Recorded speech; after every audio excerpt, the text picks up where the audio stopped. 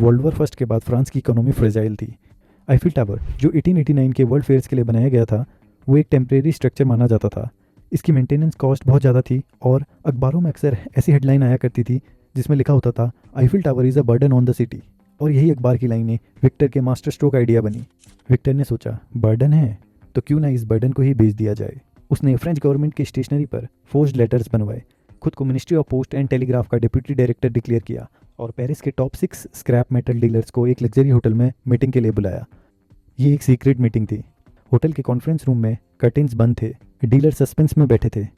Victor ने stage पर आकर कहा, जेंटलमैन, ये मीटिंग टॉप सीक्रेट है।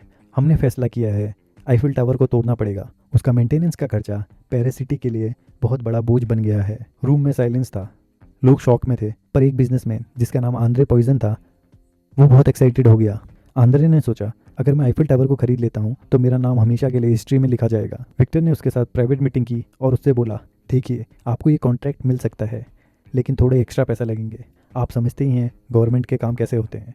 आंद्रे ने भी बिना सोचे समझे पैसे दे दिए और कॉन्ट्रैक्ट साइन कर लिया। अगले दिन विक्टर ने पैसा उठाया और सीधा ट्रेन पकड़कर ऑस्ट्रेलिया को 9-11 हो गया। जब तक आंद्रे को समझ आया कि उसके साथ धोखा हुआ है, तब तक विक्टर फ्रांस से बाहर था। और सबसे शॉकिंग बात ये, आंद्रे ने पुलिस में रिपोर्ट भी नहीं की। उसे डर था कि लोग उस पर हंसेंगे, उसकी इज्जत मिट्टी में मिल जाएगी। ये सब देखकर विक्टर का कॉन्फिडेंस अब आसमान छू रहा था। उसने सोचा, एक बार हुआ है तो दूसरी बार क्यों नहीं। कुछ महीने बाद वो पेरिस वापस आया। फिर से वही drama, fake letters, secret hotel में meeting, Eiffel Tower for sale. लेकिन इस बार एक डीलर को शक हो गया। डीलर ने पुलिस को इन्फॉर्म कर दिया और जब पुलिस विक्टर को पकड़ने होटल पहुंची तो विक्टर ऑलरेडी गायब हो चुका था।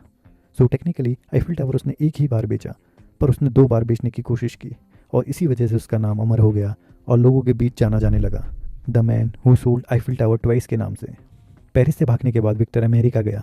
वहाँ उसने अपनी ज़िंदगी का सबसे डेंजरस स्कैम शुरू किया, जो था high quality fake US currency की प्रिंटिंग करना। इसमें विक्टर ने बहुत पैसा कमाया, पर बाद में यूएस सीक्रेट सर्विस उसके पीछे लग गई। 1935 में वो पकड़ा गया और 1947 में उसकी डेथ अल्कराज प्रिजन में हुई। विक्टर लस्टिंग की कहानी हमें एक बात सिखाती है, कॉन्फिडेंस और चार्म से इंसान कुछ भी कर सकता है, लेकिन एक स्कैमर का अंजाम हमेशा जेल या मौत ही होता है।